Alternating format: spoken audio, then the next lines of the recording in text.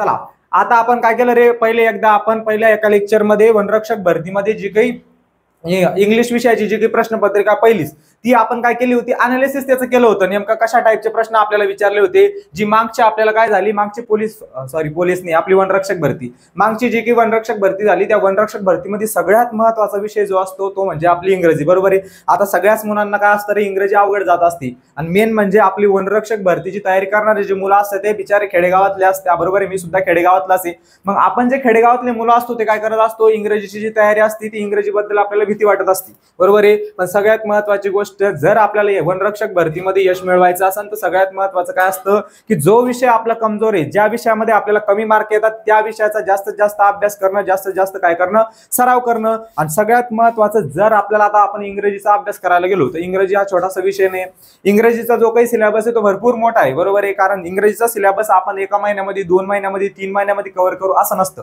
सगळ्यात महत्वाचं असतं की नेमकं आपल्याला परीक्षेला विचारलं काय जाणार आहे, इंग्रजीचे कोणकोणते टॉपिक आहे, कोणकोणते महत्वाचे टॉपिक आहे की ज्याच्यामधून आपल्याला काय येणार आहे, प्रश्न येणार आहे. मग हे प्रश्न आपल्याला माहिती करायचे असेल तर आपल्याला सगळ्यात महत्वाचं अनालिसिस करायचं असतं की नेमकं कोणकोणत्या टॉपिक वरती प्रश्न आले, कोणकोणत्या टॉपिक वरती 2-2 प्रश्न येत आहे. आता तुम्ही जर सर्व प्रश्नपत्रिका व्यवस्थित बघितल्या, त्याचं अनालिसिस व्यवस्थित बघितलं तर तुम्हाला कळन की नेमकं आपल्याला कोणकोणत्या टॉपिक वरती 2-2 प्रश्न आले. भरपूर साऱ्या प्रश्नपत्रिकामध्ये म्हणजे जवळजवळ पॅटर्न प्रत्येक प्रश्नपत्रिकाचा सेमच होता. आता एका प्रश्नपत्रिकामध्ये आपल्याला आर्टिकल वरती प्रश्न विचारले तर दुसऱ्या याच्यामध्ये सुद्धा विचारले. बरोबर आहे. तुमचा जो पॅराजंबळ असतो त्याच्यामध्ये तुम्हाला प्रत्येक प्रश्नपत्रिकामध्ये 2 प्रश्न येत होते, प्रत्येक याच्यामध्ये येत होते. मग तिथं आपल्याला तो पॅटर्न कळतो की नेमकं कोणते पॅटर्न, कोणते टॉपिक आपल्याला परीक्षेला विचारले जाते. म्हणून सगळ्यात महत्वाचं काय असतं की आपले जे काही झालेले PYQ आहे, ज्या आपल्या झालेल्या प्रश्नपत्रिका आहे त्या प्रश्नपत्रिकांचं अनालिसिस करणं खूप गरजेचं असतं. म्हणून तुम्हाला सांगतोय की आपण जी काही ही सिरीज चालू केलेली ती अत्यंत महत्वाची आहे, तुम्हाला खूप काम येणार आहे.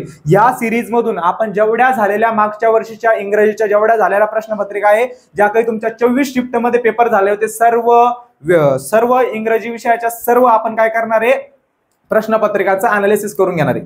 जेणेकरून काय होत असतं की जी काही आपली आता पुढची वनरक्षक भरती होणार आहे त्या वनरक्षक भरतीमध्ये आपल्याला ते काय करत असत्या की जे काही मागचे झालेले प्रश्न आहे किंवा मागचे झालेले टॉपिक आहे ते टॉपिक तर आपल्याला विचारणार असे 100%, कारण की इंग्रजीमध्ये आता ते टॉपिक आहेच आपल्याला. बरोबर आहे. एखाद्या वेळेस काय करू शकते ते, एखादे जे टॉपिक मागच्या वेळेस मागच्या भरतीमध्ये विचारलेले नव्हते ते या भरतीमध्ये सुद्धा विचारू शकतात. पण सगळ्यात महत्वाचं आपल्याला जे विचारलेलं, दुसरं आपल्याकडे काहीच नाही, आपल्याकडे फक्त प्रश्नपत्रिका आहे. म्हणून सगळ्यात महत्वाचं आपला प्रश्नपत्रिकांचं अनालिसिस व्यवस्थित करावं लागेल, चांगल्या प्रकारे करावं लागेल. म्हणून आपण जेवढ्या झालेल्या सगळ्या 24च्या 24 प्रश्नपत्रिका आहे त्या 24च्या 24 प्रश्नपत्रिकाचं काय करणार आहे, डिटेलमध्ये अनालिसिस करून घेणार आहे. जेणेकरून आपल्याला कुठेतरी आयडिया येईल की कशा प्रकारचे प्रश्न आले होते, कोणत्या टॉपिक वरती आले होते.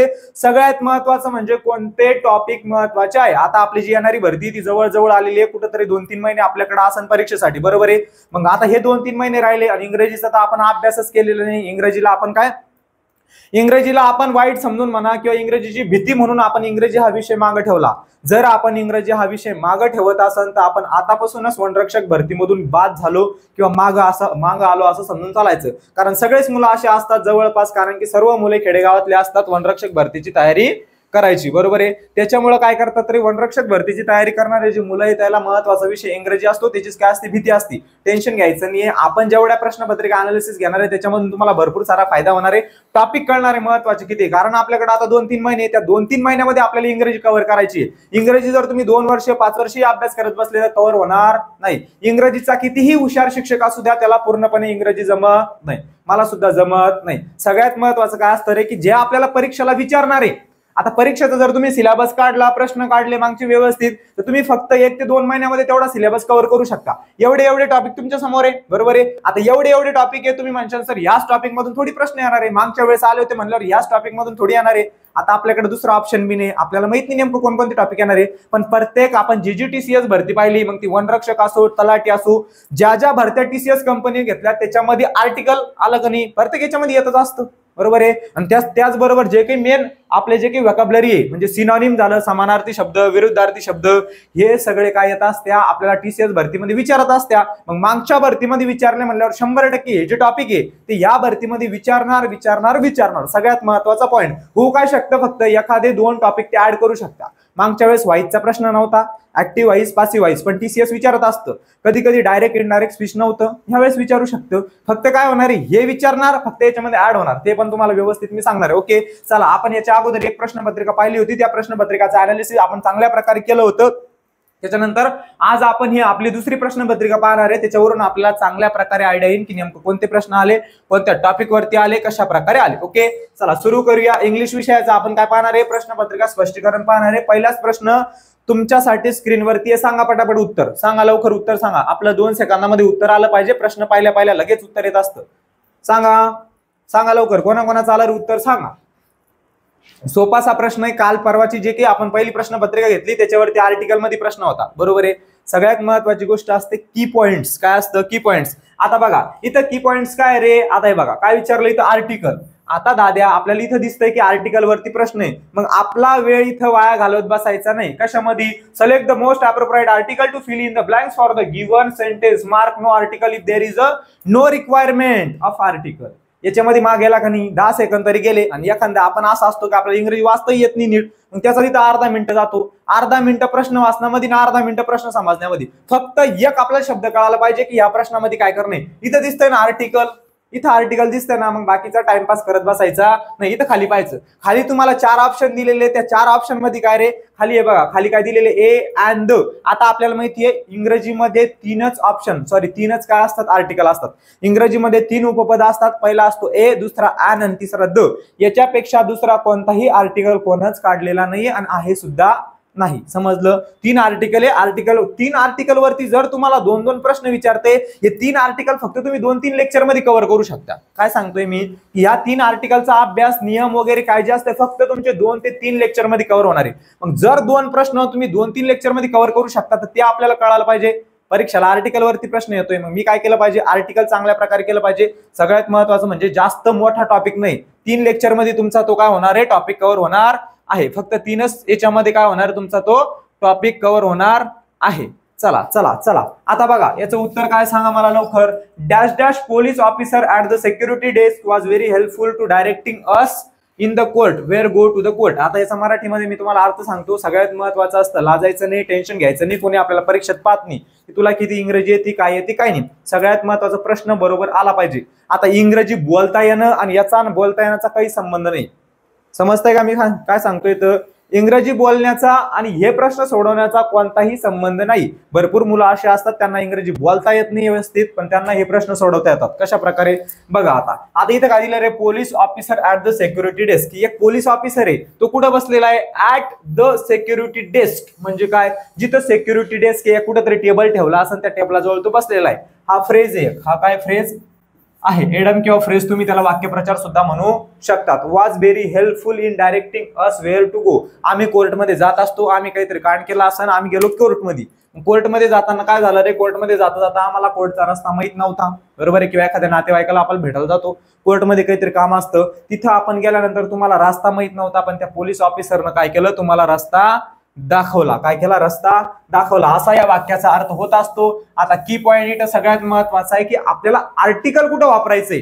काय सांगतोय मी, जिथं आर्टिकल वापरायचं असतं त्याच्या समोरचा शब्द पाहायचा, फक्त बाकीचं टेन्शन घ्यायचं नाही. इथं आर्टिकल वापरणे की नाही, त्याच्या पुढे काय दिले, पोलीस ऑफिसर. त्याच्या पुढे नाऊन पाहायचं काय दिलेलं आहे, किंवा कधी कधी त्याच्या पुढे ऍडजेक्टिव्ह राहतं, विशेषण राहतं, कधी कधी नाम राहतं. आता पोलीस ऑफिसर हे काय, इथं नाऊन आहे, बरोबर की नाही. वाक्याची सुरुवात आता याच्या काय केली, यांनी नाऊन केलेली आहे, बरोबर आहे. आता इथं लगेच दिसतंय की पोलीस ऑफिसर. तर इथं जे आपलं येणारं जे उत्तर आहे ते काय असणार आहे, ते असणारे पर्याय क्रमांक 4 द पोलीस ऑफिसर. आता द कशामुळे वापरलं, द याच्यामुळे वापरलं कारण इथं पोलीस ऑफिसर वापरलं. कोणताही ऑफिसर असला, कोणताही अधिकारी, नियम लक्षात ठेवायचा. आर्टिकल मध्ये तुम्हाला फक्त नियम लक्षात ठेवायचे. कोणताही अधिकारी असला, कोणताही ऑफिसर असला तर त्याच्या अगोदर द हे आर्टिकल वापरत असत्या. कधी कधी आर्मीचा आर्मीचे कोणकोणते अधिकारी असतात, कॅप्टन, बरोबर आहे. कधी कधी तुम्हाला पोलीस ऑफिसरच्या जागी कॅप्टन दिन, तो सुद्धा काय एक अधिकारी आहे, बरोबर आहे, बरोबर आहे. त्याच्यानंतर लेफ्टनंट दिन, बरोबर आहे, किंवा एखादा सीओ दिन, बरोबर आहे. मग त्याच्या अगोदर तुम्ही दच हे आर्टिकल वापरणार. हे काय आपला नियम आहे, कारण पोलीस ऑफिसर हे काय, हे निश्चित नाऊन आहे. कोणतं नाऊन आहे, निश्चित नाम ते आहे. एखादा पर्टिक्युलर स्पेसिफिक नाऊनच्या अगोदर शब्दाच्या अगोदर द हे आर्टिकल वापरत असत्या, लक्षातच ठेवायचं. ज्यावेळेस आपण पूर्ण आर्टिकलचे टॉपिक तुम्ही व्यवस्थित अभ्यास करशाल किंवा आपण घेऊ, त्याच्यामध्ये तुम्हाला व्यवस्थित सगळे नियम व्यवस्थित दिल्या जातील, ते पाठ करायचे. फक्त तुमचा आर्टिकलवरचा एकही प्रश्न चुकणार नाही. कळालं? इथं काय येणार रे? इथं येणार द. आता ते पण सांगतो, आपले बाकीचे ऑप्शन, त्या ऑप्शनचा अभ्यास करणं सुद्धा गरजेचं आहे. ए कुठं वापरत असत्या? ज्याची सुरुवात कंटिन्युअन्स नव्हती, म्हणजे व्यंजन आहे ना. ए ई आय ओ यू हे 5 सोडून बाकीचे सगळे काय असतात? आपले व्यंजन असतात. मग ज्याची सुरुवात व्यंजनानं होत असती तर ए वापरत असतो, किंवा ज्याचा जो साऊंड आहे तो काय आला पाहिजे? ए याच्यावरून आला पाहिजे, व्यंजनासारखा. त्याच्यानंतर ॲन. दुसरं आहे बाळा हो ॲन. ॲन म्हणजे काय? ज्याच्या अगोदर, सॉरी, जिथं आपण ॲन वापरू, ॲनच्या नंतर जो काही शब्द आहे त्याचा उच्चार कोणता व्हायला पाहिजे? स्वरायनं. इंग्रजीमध्ये 5 स्वर असतात. कोणकोणते? ए ई आय ओ यू हे 5 स्वर आहे. जर तुमची स्टार्टिंग म्हणजे हा जो पोलिश शब्द आहे, या पीच्या जागी जर ए असता किंवा ई असता किंवा आय असता किंवा ओ असता किंवा यू असता, असं काहीतरी जर असतं, काय असतं? असं काहीतरी जर असतं तर त्यावेळेस काय असतं? त्यावेळेस तुम्ही इथं काय वापरावं लागलं असतं? ॲन वापरावं लागलं असतं. कधी कधी ए असतं पण तिथं अच वापरावं लागतं, ए वापरावं लागतं. हे सगळे आर्टिकल या टॉपिक मधले नियम आहे. एकदा तुम्ही ते टॉपिक मधले नियम व्यवस्थित वाचले, व्यवस्थित पाठ केले, एकदम चांगल्या पद्धतीने समजून घेतले, 100% तुमच्या आर्टिकल वरती प्रत्येक प्रश्न काय येणार आहे? बरोबर आहे. कळालं? या प्रश्नाचं उत्तर सोपंच होतं. फक्त काय करायचं? प्रश्न वाचताना त्याच्यामध्ये टाइमपास करत बसायचं नाही, कारण प्रश्न वाचण्यामध्ये वेळ आपण घालवत असतो. प्रश्न वाचण्यामध्ये वेळ घालवायचा नाही. लगेच आता मला या प्रश्नामध्ये कळतंय की इथं काय दिले? इथं ए अँड द आर्टिकल वरचा प्रश्न आहे. बाकीचा कोणता प्रश्न दिले, काय दिले, त्याच्यामध्ये वेळ वाया घालू नका, जेणेकरून तुम्हाला काय पुढचे प्रश्न fast fast fast fast fast सोडवता येणार आहे. चला पुढचा प्रश्न बघा रे. आता पुढच्या प्रश्नामध्ये इथं दिसतंय नो इरर. काय दिसतंय? No error. आणि इथं दिसतंय एक इरर इन स्पेलिंग. आता इररचे पण 2 प्रकार आहे. कोणते? की वाक्य चुकीचं असतं कधी कधी. आता तुम्ही टेन्स शिकले असन, बरोबर आहे, नसन शिकले आपण शिकवू, कारण भरपूर इथं आपण जेवढे 15 प्रश्न पाहणार आहे, 15 प्रश्नांमधले 7-8 प्रश्न असे असतात की त्याचा संबंध ग्रामर सोबत असतो. तो कोणत्या? टेन्स. फक्त तुम्हाला 12 टेन्स व्यवस्थित आले, 12चे 12 टेन्स तुम्हाला ज्यावेळेस आपल्या प्रश्नपत्रिका स्पष्टीकरण होईल, 12चे 12 टेन्स तुम्हाला एकदम चांगल्या प्रकारे मी शिकवून देणार आहे. कारण 12 टेन्स जर आपल्याला एकदा चांगल्या प्रकारे आलं, तिथं आपली अर्धी इंग्रजी आली. 50% इंग्रजी तिथंच तुमची संपली. तुम्हाला 12चे 12 टेन्स व्यवस्थित शिकवून, जेणेकरून तुम्हाला जे काही इररचे प्रश्न असत्या किंवा रिकाम्या जागा असतात भरपूर, फिल इन द ब्लँकचे प्रश्न, ते सगळे बरोबर येणार म्हणजे येणार. चला हा प्रश्न बघा. स्पेलिंग इरर एवढं कळालं ना की इथं काय चुकीचं वाक्य दिलेलं आहे का? आता स्पेलिंग मध्ये चूक आहे. काय सांगितलं यांनी? की इरर इन स्पेलिंग. स्पेलिंग मध्ये काहीतरी चूक आहे. मग काय करायचं? बाकीचा टाइमपास करत बसायचं नाही, प्रश्न वाचत बसायचा नाही. कारण कुठंतरी इथं आपला 5 सेकंद म्हणा, 2 सेकंद म्हणा वाया जातो. तिकडं आपल्याला गणित बुद्धिमत्ता असणार आहे, तिथं कुठेतरी आपल्याला प्रश्न सोडवण्यामध्ये आपल्याला जास्त करून बुद्धिमत्ता विचारल्या जाते वनरक्षक भरतीला, बरोबर आहे. मग बुद्धिमत्तामध्ये आपल्याला काय करावं लागतं? जास्त वेळ द्यावा लागतो, त्याला द्यावाच लागणारी वेळ, बरोबर आहे. कधी कधी सिटिंग अरेंजमेंटचे याचे त्याचे प्रश्न येत असतात, मग तिथं आपल्याला काय करावं लागतं? जास्त वेळ द्यावा लागतो. म्हणून इकडे वेळ वाचवायचा, तिकडे जास्त वेळ, असं प्लॅनिंग असली पाहिजे एकदम आपली स्पेसिफिक चांगली. चला लगेच दिसते ओविंग द लेंथ. लगेच कळालं. आता हा शब्द माझा 5वीचा पाठ होता, तुमचा बी 5वी-6वी पासून हा शब्द पाठ असन. LENGTH. लेंथ म्हणजे लांबी. लेंथ म्हणजे काय असतं? लेंथ म्हणजे असतं लांबी. मग लेंथची स्पेलिंग कशी आहे? LENGTH. काय आहे? LENGTH. लेंथ म्हणजे लांबी. कळालं? आता लगेच कळालं की ह्या प्रश्नामध्ये ही स्पेलिंग चुकीची आहे, बाकीचं बघत बसू नका. हे काय असणार? आपलं उत्तर असणार जिराफ. स्पेलिंग बरोबर आहे, बघून घ्या, कारण याच्यावरती पुढच्या याच्यामध्ये प्रश्न येऊ शकतो जिराफ शब्दावरती. हे आपण व्यवस्थित केलंच पाहिजे अनालिसिस. त्याच्यानंतर नो इरर म्हणजे जर एक पण स्पेलिंग चुकीची नसली तर आपलं उत्तर काय असणार आहे? No error. पण दादांनो लक्षात ठेवा, नो इरर हे खूप कमी चान्सेस असतं की नो इरर हे उत्तर असणार आहे म्हणून, त्याला कटच करून टाकायचं. पण ज्यावेळेस तुम्ही व्यवस्थित तुमचा अभ्यास झालेला असला, त्यावेळेस जर त्या प्रश्नामध्ये एक पण स्पेलिंग चुकीची नसली, मग त्यावेळेस आपलं उत्तर काय असणार? No error. पण एखाद्या वेळेस तुम्हाला प्रश्न समजलाच नाही, मग आपला तुक्का मारायचा विचार झाला तर तुक्का इथं नाही जाऊ द्यायचा कधीच. फक्त जो स्पेसिफिक शब्द असला, आता लेंथ वगैरे, त्याच्यावरती तुक्का मारायचा, म्हणजे ते सुद्धा आपलं बरोबर येणार. नो इरर हा खूप कमी चान्सेस असतात, 100 पैकी 1% नो इरर हे उत्तर असतं. कळालं? ह्या प्रश्नाचं उत्तर काय असणार आहे? लेंथ. सोपासा प्रश्न. LENGTH. LENGTHE अशी स्पेलिंग नाहीये, LENGTH अशी स्पेलिंग, फक्त ई एक्स्ट्रा लावलं आहे ना, त्याच्यामुळे ते उत्तर नसणार आहे. प्रश्नपत्रिका घेतोय म्हणून आपण थोडंसं फास्ट घेतोय, कारण आपण याच्यानंतर टॉपिक घेणार आहे. काय करणार आहे टॉपिक? ज्यावेळेस आपल्या प्रश्नपत्रिका झाल्या सर्व प्रश्नपत्रिकाचं आपण अनालिसिस केलं. त्याच्यानंतर आपण जे महत्वाचे टॉपिक आहे जे आपल्याला वनरक्षक भरतीसाठी खूपच महत्वाचे ते टॉपिक आपण काय करणार आहे, हळूहळू जोपर्यंत आपली वनरक्षक भरती येतील त्या भरतीपर्यंत आपण ते कव्हर करून घेणार आहे. सगळे महत्वाचे टॉपिक सुद्धा तुम्हाला सांगणार आहे की आतापर्यंत ह्या भरतीमध्ये हे महत्वाचे टॉपिक होते, त्याच्यानंतर अजून कोणते टॉपिक ते ऍड करू शकतात जेणेकरून आपण परीक्षेला गेलो आणि आपण त्याच टॉपिकचा अभ्यास केलेला नसला, मग तिथं कुठेतरी 2-3 प्रश्न त्या टॉपिकवरचे आले तर तिथं आपले काय होईल रे, मार्क जाईल. काय होईल, तिथं आपले मार्क जाईल. त्याच्यामुळं तिथं काय होईल, आपले मार्क जाईल. त्याच्यामुळे आपल्याला ते सुद्धा टॉपिक व्यवस्थित करायचे आहे. चला पुढचा प्रश्न बघा. पुढच्या प्रश्नामध्ये select the most appropriate article विचारलं. बाकीचा प्रश्न मीही वाचत नाही, तुम्ही वाचायचा नाही, बाकीचं लक्ष द्यायचं नाही. चला बघा, moon will be full in the night sky this Friday. आता कितवा प्रश्न आहे रे, आता आर्टिकलचा दुसरा प्रश्न आहे की नाही, कितवा प्रश्न आहे, दुसरा प्रश्न आहे आर्टिकलचा. मग कळतंय आपल्याला की आर्टिकल वरती प्रश्न विचारतो आणि टीसीएसच्या प्रत्येक भरतीमध्ये आर्टिकल वरती प्रश्न असतो म्हणजे असतो.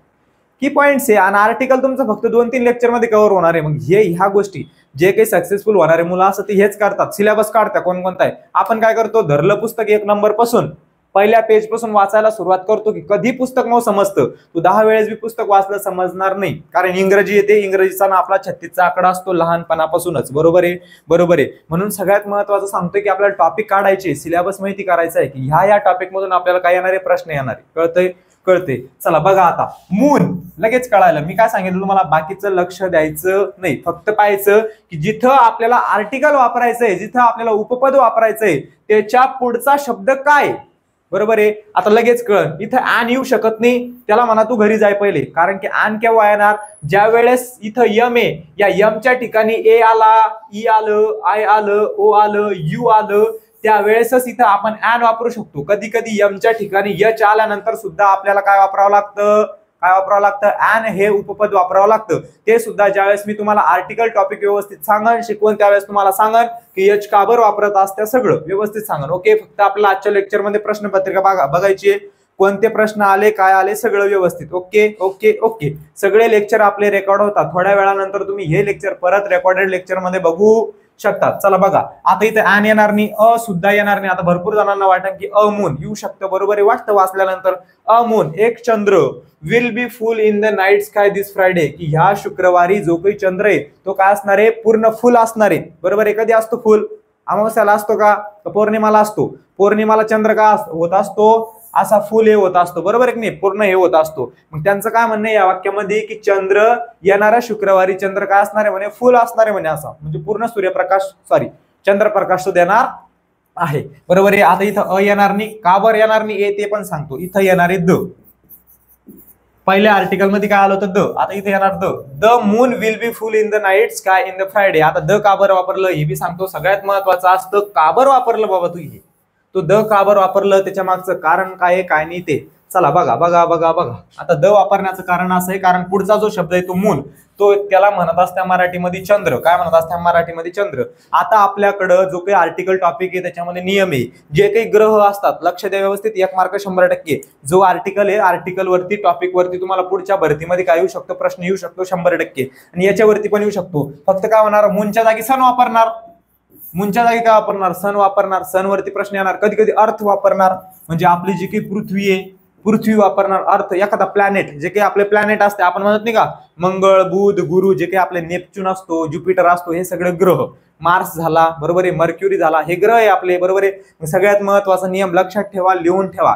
जे काही ग्रह असतात, उपग्रह असतात, काय सांगतोय मी, जे काही ग्रह असतात, उपग्रह असतात, त्यांच्या अगोदर द हे आर्टिकल वापरत असत्या. कधी कधी तुम्हाला प्लॅनेट येणार, प्लॅनेट, त्याच्या अगोदर तुम्हाला काय असणार, रिकामी जागा असणार, विचारणार तिथं की कोणतं आर्टिकल बसतं बाबा, तिथं बसतं द हे आर्टिकल. लक्षात आलं, पॉईंट कळाला. मग तिथं अर्थ येऊ द्या, सन येऊ द्या.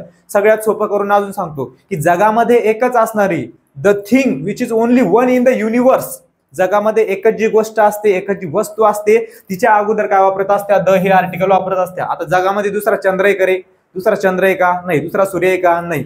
त्याच्यामुळे जो काही जगामध्ये एकच असतं, आता द मुंबई, आता मुंबई शहर बी आलं तर शहराच्या अगोदर काय वापरत असतात द हे आर्टिकल. हे सोपे सोपे पॉईंट आहे, सोपे सोपे नियम आहे. हे नियम आपल्या लक्षात आले पाहिजे. हे नियम तुम्ही पाठच करायचे असतात. हे सगळे काय रे, हे सगळे नियम तुम्ही पाठच करून ठेवायचे, म्हणजे एकही मार्क आपला इकडं तिकडं जायला नको. बरोबर आहे. म्हणजे बाकीच्या याच्यामध्ये आपण काय करत बसतो, इंग्रजीचे लेक्चर करत बसतो, मग इंग्रजी वाचत बसतो. पुस्तक पहिल्या पानापासून सुरू केलं तर पुस्तक संपवायला पाहिजे. तसा अभ्यास कधीच करायचा नाही, कधीच करायचा नाही. अभ्यास कसा करायचा की जे काही मागच्या भरतीमध्ये प्रश्न विचारले, ज्या टॉपिक वरती विचारले त्या टॉपिकची लिस्ट बनवायची आपल्या वहीमध्ये व्यवस्थित. ते टॉपिक आधी व्यवस्थित करून घ्यायचे. त्याच्यानंतर जे उरलेले टॉपिक आहे बाकीच्या TCS भरतीच्या प्रश्नपत्रिका पाहायच्या, त्याच्यामध्ये नेमकं कोणकोणत्या टॉपिक वरती विचारले ते सगळे टॉपिक अगोदर करून घ्यायचे. त्याच्यानंतर बाकीचे जे टॉपिक उरतात ते सगळे टॉपिक व्यवस्थित करून घ्यायचे. ओके, कळालं. असं प्लॅनिंग असली पाहिजे. अभ्यासामध्ये प्लॅनिंग असणं खूप गरजेचं आहे. प्लॅनिंग असल्याशिवाय आपण कोणतीही परीक्षा पास होऊ शकत नाही. चला, कळतंय कळतंय कळतंय. आता कळालं का द आर्टिकल कशामुळे वापरलं. कोणत्याही ग्रहाच्या, कोणत्याही जगातील कोणती एखादी गोष्ट असली, एखादी वस्तू असली, किंवा एखादं शहर असलं, किंवा एखादं काय असलं, स्टॅच्यू असला म्हणजे स्टॅच्यू ऑफ युनिटी बघा, म्हणजे असं काहीतरी एकच गोष्ट असली जगामध्ये, त्याच्या अगोदर द हे आर्टिकल वापरत असत्या. कोणतं, द हे आर्टिकल वापरत असत्या. चला, तिसरा का चौथा क्वेश्चन बघा. Select the most appropriate verb.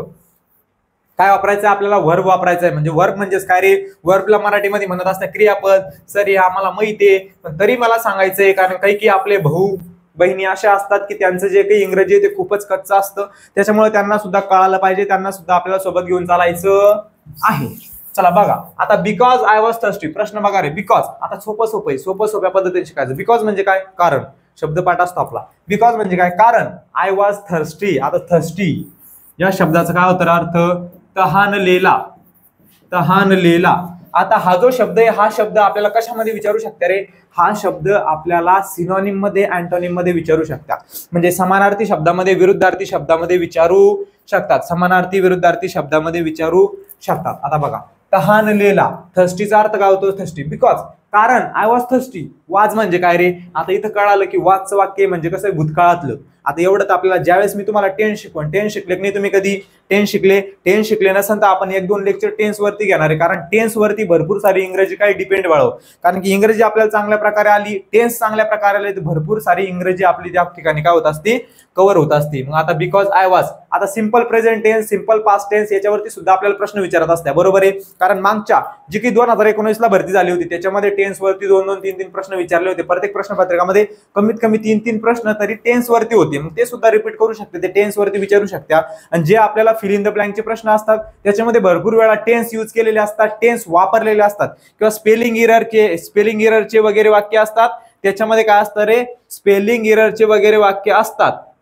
त्या वाक्यामध्ये सुद्धा काय असतं की जे काही आपलं वाक्य आहे, टेन्स आहे, टेन्स वापरलेले असतात. कळतंय. चला पुढे बघूया लगेच याचं उत्तर. आता बघा, बिकॉज आय वॉज थर्स्टी, मी तहानलेलो होतो, कारण मी तहानलेलो होतो. आय, मग त्याचं काय देईन, ते रिझन देईन. बरोबर आहे, मी तहानलेलो होतो. आता तुम्हाला तहान लागल्यानंतर तुम्ही काय करणार आहे, झोपून राहणार आहे का, काय करणार आहे, पाणीच पिणार आहे. बरोबर आहे. तहान लागल्यानंतर आपण काय पिणार आहे, दारू पिणार आहे का, दारू पिऊ नका. काय पिणार आहे आपण, पाणी पिणार आहे. ते लिहिलेले I dash dash a lot of water, की कारण मला तहान लागली होती म्हणून, काय, कारण मला तहान लागली होती म्हणून मी जास्तीत जास्त पाणी पिलं. मला तहान लागली होती म्हणून मी काय केलं, जास्तीत जास्त पाणी पिलं. मग इथं काय येईल रे, इथे येणार drink, drank, drinking, had drink. आता इथं काय येणार सांगा, इथे येणार ड्रँक, इथं काय येणार ड्रँक. कारण इकडं आपण पाहिलं की हे जे काही वाक्य कशातलंय, भूतकाळातलंय. जर भूतकाळातलं वाक्य अगोदर असलं तर त्याला जोडून येणारं दुसरं वाक्य भूतकाळातलंच असलं पाहिजे. आता तुम्ही म्हणशाल सर हॅड ड्रँक, हे सुद्धा भूतकाळामध्ये येऊ शकतं. पण जर तुम्ही टेन्स चांगल्या प्रकारे अभ्यास केला असेल, टेन्स समजून घेतले असेल, आता टेन्स आपल्या इथं काम आलं कसं बघा, हॅड नंतर जे काही ड्रँक वापरलेले ते क्रियापदाचं दुसरं रूप आहे. कितवं रूप आहे, दुसरं रूप. पण हॅड सोबत कधी पण क्रियापदाचं तिसरं रूप राहत असतं. म्हणजे हॅड सोबत क्रियापदाचं तिसरं रूप वापरत असत्या. कितवं, तिसरं रूप वापरत असत्या. हॅड सोबत कोणतं रूप वापरत असत्या, तिसरं. लक्षातच ठेवायचा हा पॉईंट, कारण की याच्यावरती प्रश्न येऊ शकतो पुढं, 100% येऊ शकतो की हॅड सोबत ते तुम्हाला ड्रँक दिलं, कधी कधी काय देणार रे, ओपन देणार, कधी कधी क्लोज देणार, असे शब्द देणार. पण याच्यासोबत कधी V3 वापरत असत्या. मग ड्रँकचं हे बघा, आता ड्रिंक म्हणजे पिणे, हे झालं V1. त्याच्यानंतर ड्रँक हे काय झालं रे, हे झालं V2. आणि तिसरं आहे तुमचं ड्रंक, ड्रंक, ड्रंक. तिसरं काय आहे, तिसरं ड्रंक. मग इथं काय पाहिजे होतं, इथं पाहिजे होतं हॅड नंतर ड्रंक पाहिजे होतं. काय पाहिजे होतं, हॅड नंतर ड्रंक पाहिजे होतं, पण त्यांनी काय वापरलं, ड्रँक. त्याच्यामुळे हे सुद्धा बरोबर येणार नाही, कारण ते दोन शब्द चुकीचे तिथे दिलेले. हॅड नंतर कधी पण V3 येत असतो, क्रियापदाचा तिसरं रूप येत असतं. बरोबर आहे, बरोबर आहे. चला, त्याच्यानंतर ड्रिंकिंग का बरं नाही येणार, आय ड्रिंकिंग असं येत नसतं, कारण त्याच्या आय नंतर टू बी चे रूप आपल्याला वापरावं लागतात. म्हणजेच कोणतरी ऍम, तुम्ही कधी असं आय ड्रिंकिंग असं पाहिलं का, नाही. कसं पाहिलं, I am drinking, I was drinking, she is drinking. हे जे शब्द आहे म्हणजे मोडल ऑक्झिलरी वर्ब, जे काही हेल्पिंग वर्ब म्हणत असतो आपण, मदत करणारे, मेन व्हर्बला मदत करणारे जे काही वर्ब असतात, क्रियापद असतात, म्हणजेच कोणते, इज, आर, एम, हे सगळे क्रियापद तिथं वापरत असतात. त्याच्यामुळे तिथं ते पाहिजे होतं, त्याच्यामुळे ड्रिंकिंग सुद्धा वापरणार नाही. आय नंतर बी ड्रिंकिंग येणारच नाही, यूज शकत नाही. तसं वाक्य कुठंच नसतं, फक्त इथं फिट बसणार जे काही वर्ब आहे ते कोणतं, drank. I drank lot of water. मला भूक लागली होती का तहान लागली होती, मला तहान लागली होती म्हणून मी खूप सारं काय केलं, जास्तीत जास्त पाणी मी पिलं. ओके, समजलं. चला पुढे जाऊया. पुढचा प्रश्न बघा, select the most appropriate verb. आता जो प्रश्न होता सेम तसा आहे. हा प्रश्न जसा होता सेम तसा प्रश्न आहे. कसा, हा. तिथं काय करणं होतं रे, हे बघा, मोस्ट अप्रोप्रिएट वर्ब वापरणं होतं, इथं सुद्धा अप्रोप्रिएट वर्ब वापरणे. आता इथं काय करायचंय आपल्याला, फिल करायचंय ब्लँक. आता हे दोन्ही प्रश्न तुम्हाला खरं सांगू का, हे दोन्ही प्रश्न तुमचे जर चांगल्या प्रकारे टेन्स झाले असेल, म्हणजे पहिला टेन्स जो आपला simple present, simple past, simple future, हे 3 टेन्स महत्वाचे, त्याचे उपप्रकार आहे. बरोबर आहे, 3 म्हणजे कोणते रे, continuous present tense, continuous past tense, continuous future tense. त्याच्यानंतर परफेक्टचे, perfect present, perfect past, perfect future. त्याच्यानंतर अजून कंटिन्युअस परफेक्ट प्रेझेंट, त्याच्यानंतर continuous perfect past, continuous future, continuous perfect future, असे 12 टेन्स आहे. हे 12 टेन्स ज्यानं चांगल्या प्रकारे अभ्यास केला, हे 12 टेन्स ज्याला चांगल्या प्रकारे जमले, त्याचं 100% हे दोन्ही प्रश्न सुटणार आहे. मग आपल्या 12 टेन्स वरती जर आपल्याला प्रश्न येत असेल, 12 टेन्स फक्त तुम्ही 2 ते 3 लेक्चर मध्ये समजून घेऊ शकता. ज्याला नसनच इंग्रजी जमत बिलकुल बी, त्याला कमीत कमी 6 ते 7 लेक्चर लागतील. पण 6 ते 7 लेक्चर, 2-3 लेक्चर आपले 2-2, 3-3 मार्क जर कव्हर करत असतील, तर एवढे सगळे इंग्रजीचे 50-50, 100-100 लेक्चर करण्यापेक्षा हे लेक्चर आपण अगोदर केले पाहिजे. जे टॉपिक आपल्याला वनरक्षक भरतीसाठी महत्वाचे, ते टॉपिक आपण एकदम चांगल्या प्रकारे समजून घेतले पाहिजे. ओके, चला प्रश्न बघूया, उत्तर काय येणार. He asked me to. आता इथं काय विचारलं रे, आस्क्ड.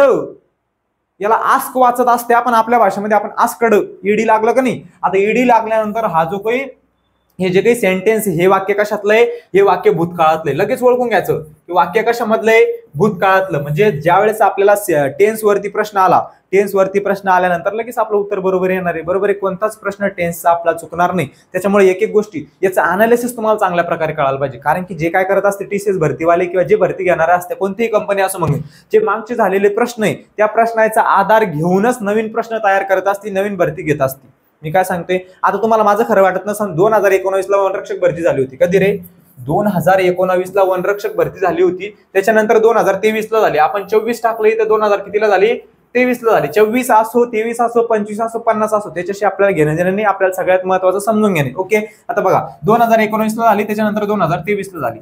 आता जन 2019 चे पेपर पाहिले असन, सगळ्यात महत्वाचं 2019 चे पेपर बघा, त्याच्यानंतर 2023 चे बघा. बरोबर आहे. त्यावेळेस तुम्हाला कळण की नेमकं काय सिमिलॅरिटी होती दोन्हीमध्ये, काय कळण आपल्याला सिमिलॅरिटी. कारण ते काय करत असत्या, आता 2019 ला तुम्हाला समानार्थी शब्दावरती प्रश्न विचारला होता. 2023 ला बी ते विचारलास.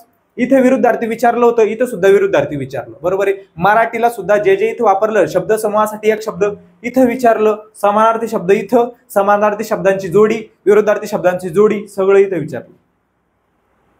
जे तुम्हाला वन विभागाची माहिती 2019 ला विचारली, ती 2023 ला विचारली. म्हणून सगळ्यात महत्वाचं तुम्हाला काय सांगतोय, सगळ्यात महत्वाचं असतं की आपल्याला अनालिसिस करता आलं पाहिजे. कारण 2021 मध्ये जे टॉपिक विचारलेले, ते टॉपिक तुम्हाला 100% पुढच्या भरतीमध्ये विचारणार आहे. होऊ काय शकतं, ऍड होऊ शकते 2-4 टॉपिक. ते 2-4 टॉपिक तुम्ही चांगल्या प्रकारे काय करू शकता, अभ्यास करू शकता. आता 2019 मध्ये जे टॉपिक, आता 2019 मध्ये काय केलं होतं, अलंकारवरती प्रश्न विचारले होते. म्हणजे आपले इंग्रजीमध्ये जे अलंकार असतात, मराठीमध्ये कशा असतं रे, व्यतिरेक अलंकार, रूपक अलंकार, हे सगळे अलंकार तसे इंग्रजीमध्ये सुद्धा असते. बरोबर आहे. पर्सोनिफिकेशन असतं, त्याचबरोबर काय असतं, सिमाइल असतो आपला, म्हणजे हे सगळे अलिटरेशन असतं. म्हणजे हे सगळे अलंकारवरती प्रश्न मागच्या भरतीमध्ये 2019 आलं होता, पण 2023च्या भरतीमध्ये त्यांनी टाकला नाही त्याच्यावरती प्रश्न. बरोबर आहे. म्हणजे काही टॉपिक ते असे करतात की 1-2 टॉपिक काढून टाकतात आणि 2-3 टॉपिक नवीन ऍड करतात. बरोबर आहे. इथं 2019 ला ऍक्टिव्ह व्हाईस, पासिव्ह व्हाईस वरती विचारला होता, इथं नाही विचारला. पुढच्या भरतीमध्ये विचारू शकतात. हेच आपल्याला कळालं पाहिजे की नेमकं आपण मागच्या झालेल्या प्रश्नपत्रिकांमधून मागच्या प्रश्नपत्रिकामधून आपण नेमकं काय काय काय काय घेऊ शकतो, काय काय शिकू शकतो. कळतंय. चला प्रश्न समजून घेऊ, पुढे जाऊ. हे सगळं मी तुम्हाला नंतर व्यवस्थित सांगन. नेमकं कोणकोणते टॉपिक आहे वनरक्षक भरतीमध्ये, इंग्रजीचे महत्वाचे कोणते टॉपिक आहे, त्या टॉपिक वरती स्पेशल लेक्चर मी घेईन. ते टॉपिक तुम्हाला व्यवस्थित लिहून देईन. कोणता टॉपिक किती मार्कासाठी येणार आहे, किती मार्कासाठी येऊ शकतो, आता कोणकोणता टॉपिक येणार आहे मी काही देऊ नाही, मला माहित नाही. फक्त आपण मागच्या झालेल्या प्रश्नपत्रिकाचा अभ्यास करून अनालिसिस करून काय करू शकतो, ते काढू शकतो की नेमकं हे टॉपिक येऊ शकतं बाबा. बरोबर आहे. चला बघा, आता ही आस्क्ड मी टू, त्याने मला विचारलं, लगेच वाक्याचा अर्थ काढायचा. ही आस्क्ड मी टू, त्याने मला विचारलं, काय विचारलं बघू. The window as it was too hot. At window too hot. थोडं फास्ट होतंय का, हळूहळू बोलू का?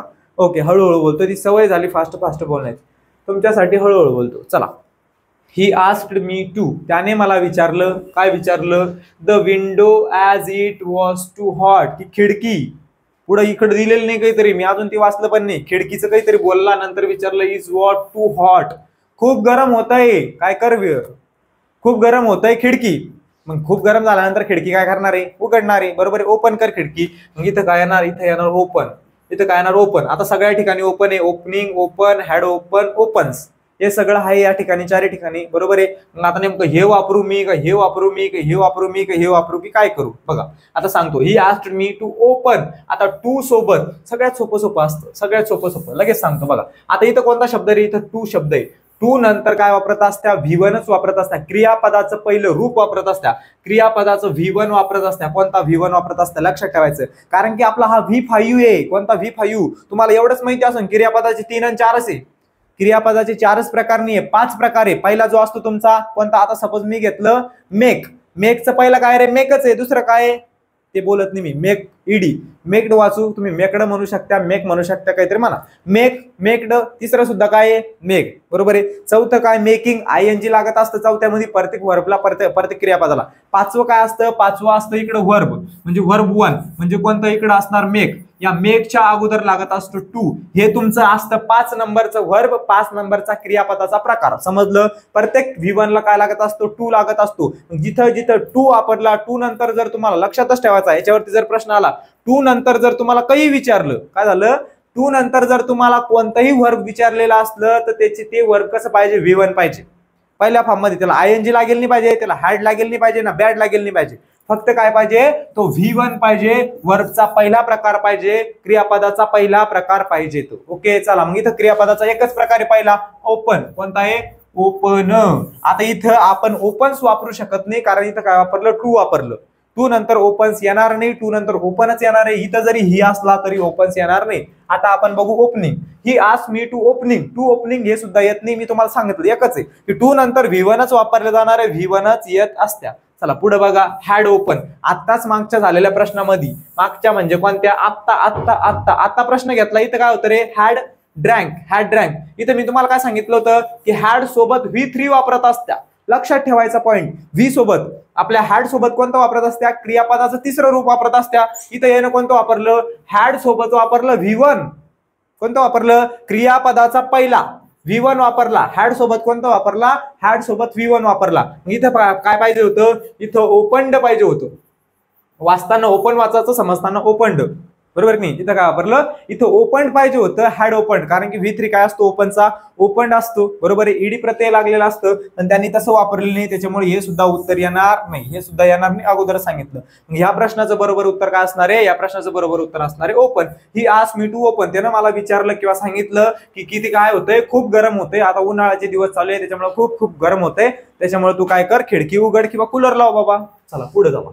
Choose the most appropriate meaning. Appropriate meaning म्हणलं तर समजून जायचं की आपल्याला इथं समानार्थी शोध नाही. अप्रोप्राइट मिनिंग म्हणलं तर इथं समानार्थी शब्द शोधायचा आहे किंवा समानार्थी वाक्य शोधायचं आहे. चला सांगायचं उत्तर, सांगा याचं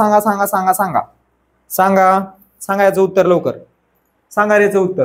choose the most appropriate meaning of the below mentioned word from the below options. आता इथं काय दिलेला आहे, एक शब्द दिलेला आहे. इथं शब्द दिलेला आहे रिसीड्स, आता मी तुम्हाला सगळ्यात महत्वाचं कालच्या लेक्चरमध्ये सांगितलं होतं, कालच्या म्हणजे जे अगोदरचे आपण पहिली क्वेश्चन पेपर घेतली, पहिली प्रश्नपत्र घेतली, त्याच्यामध्ये तुम्हाला मी समानार्थी विरुद्धार्थी शब्दाबद्दल सांगितलं होतं की आपल्याला मागच्या भरतीमध्ये जे जे प्रश्न विचारताय समानार्थी विरुद्धार्थी त्याच्यावरतीच तुम्हाला प्रश्न येणार 100%. एखादा बाहेरचा येऊ शकतो पण जास्तीत जास्त प्रश्न याच्यावर. आता तुम्हाला रिसीट्स विचारलं, पुढच्या भरतीमध्ये काय करणार आहे, तुम्हाला स्वेल्स दिन हा शब्द दिन, स्वेल्स शब्दाचा समानार्थी शब्द सांगा असं, स्वेल शब्दाचा विरुद्धार्थी शब्द सांगा. कधी कधी मग पुढच्या भरतीला इन्क्रीज इन हे आलेले प्रश्न आहे, बरोबर आहे. आता हा जो काही रिसीट शब्द आहे, हा रिसीट शब्द आता तुमच्या वनरक्षक भरतीमध्ये विचारला होता.